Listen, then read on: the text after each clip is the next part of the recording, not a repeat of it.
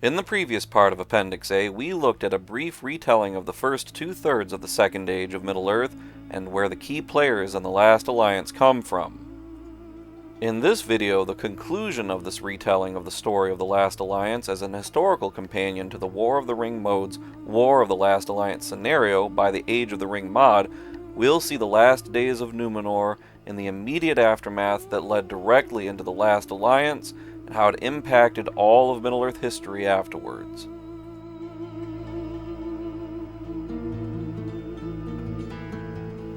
As explored in the first part of this appendix, the last king of Numenor, Ar-Pharazôn, constructed the greatest fleet of warships the world had ever seen, with the policy to subdue all of Middle-earth under his dominion and humble even the Dark Lord Sauron himself.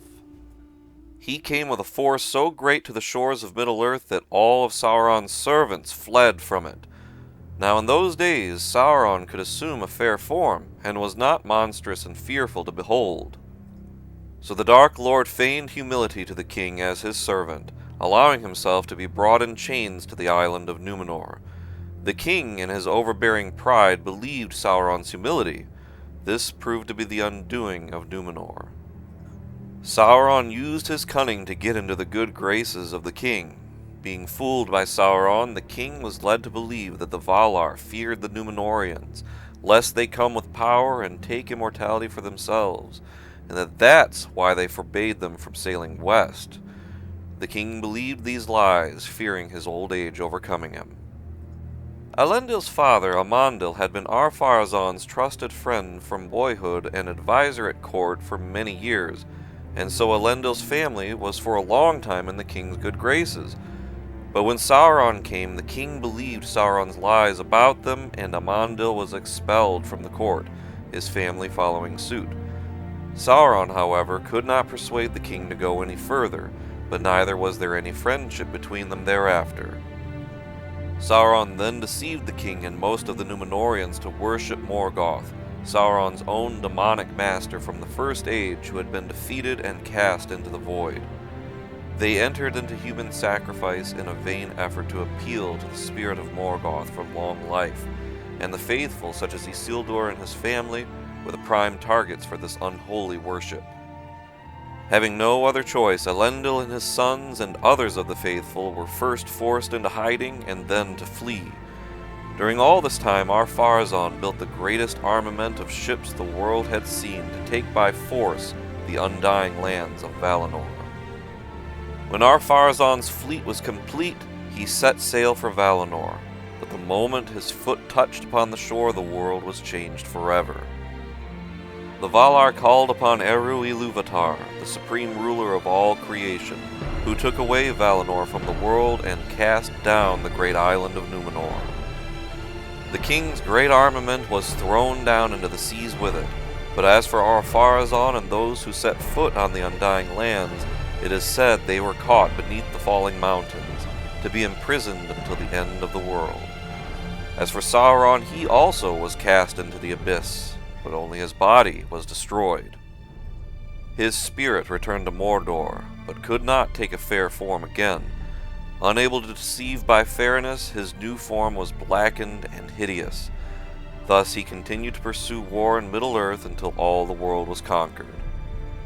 Elendil and his sons Isildur and Anarion, along with their households, barely escaped the downfall, their ships blown by the mighty winds out of the sea back to Middle-earth, where they and their heirs would abide forever, never again to return to their true home. Making Middle-earth their new home, Elendil and his sons founded the realms in exile, Arnor and Gondor. By the time of the War of the Last Alliance occurred, these two kingdoms had been growing for over 100 years, with the great cities of Minas Tirith, Osgiliath, and Minas Ithil being built in this time.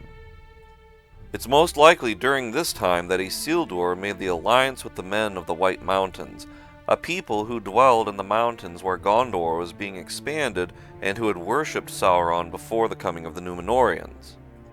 These are the people who would later, when the Dark Lord grew in strength just prior to the last alliance being formed, break their oaths of fealty when needed most, and instead ally with Sauron again, being cursed by Isildur and becoming the Oathbreakers, who Aragorn redeemed over 3,000 years later. But at the end of that century of building and expansion, the Dark Lord Sauron pressed his attacks on the main cities of Gondor, Minas Ithil and Osgiliath. Though perhaps somewhat premature, his attacks nevertheless saw Minas Ithil captured and Osgiliath nearly overrun. Isildur and his family were nearly killed, narrowly escaping down the great river with their lives thanks to the heroism of his brother Anarion. Isildur then sailed up the coast to the lands of Gil-galad and Elendil to bring back their aid, whilst Anarion held back the forces of Sauron at Osgiliath and Minas Anor, an increasingly hopeless fight. But when Isildur came, Elendil and Gil-galad both knew that their remnants of Númenóreans and Noldoran elves could not hold back the might of Sauron. They knew that if they did not act immediately to unite the peoples of the disparate kingdoms across Middle-earth, they would lose the war, for their own forces were too little. And so was the last alliance of elves and men made to destroy Sauron once and for all. Gil-galad, with his herald Elrond, Círdan the shipwright, who was perhaps the oldest of all elves in Middle-earth, one of the wisest and a bearer of one of the three rings, and the Noldoran and Sindarin elves under them, and High King Elendil, Isildur, and the remnants of the Númenóreans under them, marched across Middle-earth, gathering these allies under their banners. Coming from Eriador in the northwest, the initial host of Eldar and Númenóreans assembled at Rivendell, a host more fair than any seen on the earth since the elves assaulted Morgoth in the First Age. Thence they marched over many passes of the Misty Mountains before crossing into Wilderland and going south. Taking several years to amass all these allies together across Middle-earth, from the halls of Khazad-dûm to the forests of Greenwood the Great and the woods of Loranond, they finally marched for Mordor. Amongst the allies of these lands was King Durin of the Dwarves, descendant of the Durin who lived during the War of the Elves and Sauron 1,500 years prior. He opened the gates of Khazad-dûm once more to the aid of the free peoples. Of the sprawling forest of Greenwood the Great, later known as Mirkwood, was King Oropher, who came from the high and noble people of Doriath in the First Age. Oropher was the father of Thranduil, the father of Legolas of the Fellowship of the Ring. He ruled the Sylvan or wild elves of the forest, answering the summons of the High King of the Elves Gil-galad to march to war. He and his son Thranduil led them to Mordor to great loss. Further to the south, Amdir was the king of the land of Loranond, which would later become known as Lothlorien. He was of the Sylvan Elves, who lived largely free and wild in these primordial forests, and answered the summons of Gil-galad somewhat grudgingly. His people being virtually inexperienced in war, he nevertheless led them to Mordor with his son Amroth, the same ill-fated elf who would later seek to wed Nimrodel, only for both to be lost forever. Meanwhile, Sauron gathered innumerable hosts of men out of the far east and the deep south to gather with his evil servants under the terror of the Ring Wraiths, and Anarion was hard-pressed in Gondor to prevail against them until the great host of the last alliance came out of the north to his rescue. It was undoubtedly during this time that Isildur called upon the traitorous men of the White Mountains to fulfill their oath at the great Númenórean stone of Erech where the oath was made. Betraying their oath to him and returning servitude to Sauron, Isildur cursed them. So afraid of him were they that rather than attacking him, they instead fled into the White Mountains and were never seen this side of death again, a period of some 3,000 years before their oath was finally fulfilled under Aragorn. Regardless, the last alliance made it to Gondor to join with Anarion's forces, ending the siege. Once the enemy was finally pushed back and Minas Ithil retaken, Anarion's men joined the final stages of the march northeast to Mordor.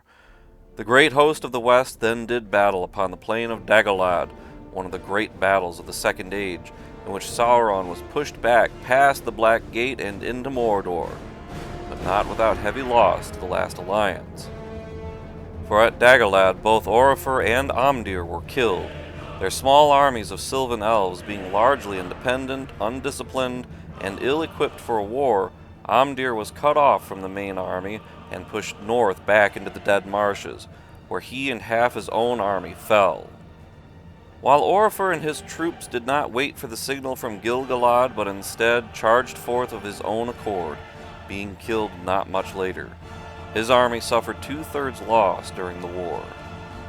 But the rest of the host pushed the Dark Lord back to Mount Doom and to the Dark Tower. It was here that a 7-year siege was laid. There was further grievous loss in this siege for the last alliance, and Anarion, brother of Isildur, was slain by a stone slung from the Dark Tower, his head crushed. But the host of the West persevered until the Dark Lord himself came down from his tower and battled both Gil-galad and Elendil personally. It is said Gil-galad was burned alive in the very grip of the Dark Lord, and the sword of Elendil was broken beneath his body as it fell dead to the ashen ground. But their deaths were not in vain, for in the end they overthrew the Dark Lord as they fell. Sauron was then at the mercy of Isildur, who took the broken sword of his father and cut the One Ring from Sauron's hand, vanquishing the enemy of the free peoples of Middle-earth. His spirit fled from his body into the waste places of the world, where it dwelt for many generations of men before returning. Elrond and Círdan the shipwright both stood near at hand by Isildur, and pressed upon him to cast the ring into Mount Doom to destroy it.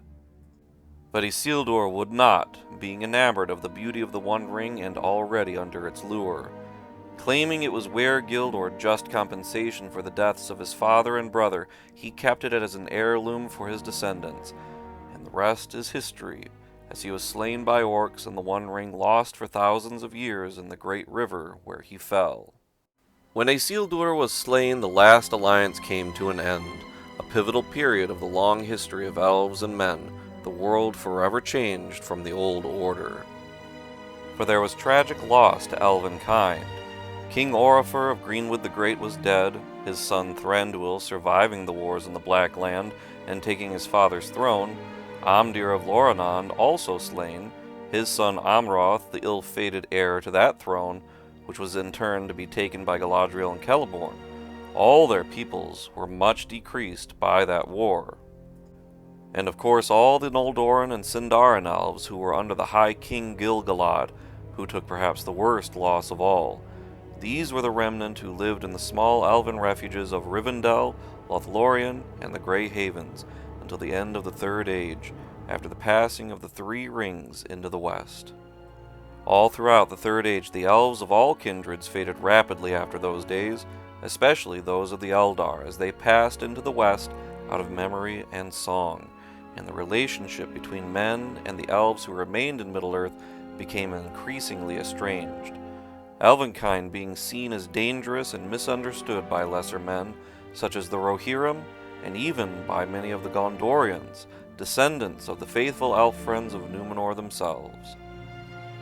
Men multiplied rapidly and the elves diminished, and the blood that remained of Numenor of old dwindled, as slowly the decays of time saw the descendants of the line of Elendil almost die out along with their kingdoms, as they fell further and further into decline from the ravages of time and further conflicts with Sauron's servants.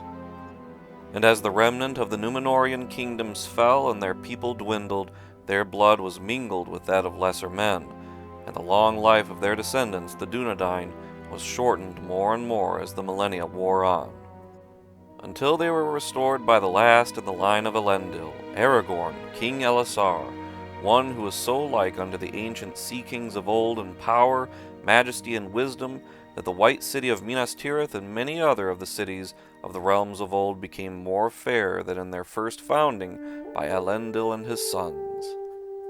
So like was he to Elendil that he spoke the same words when coming into his kingship as Elendil himself did of old when coming out of the sea on the wings of the wind.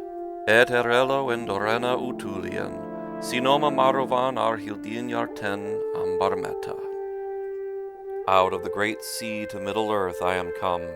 In this place will I abide, and my heirs, unto the ending of the world.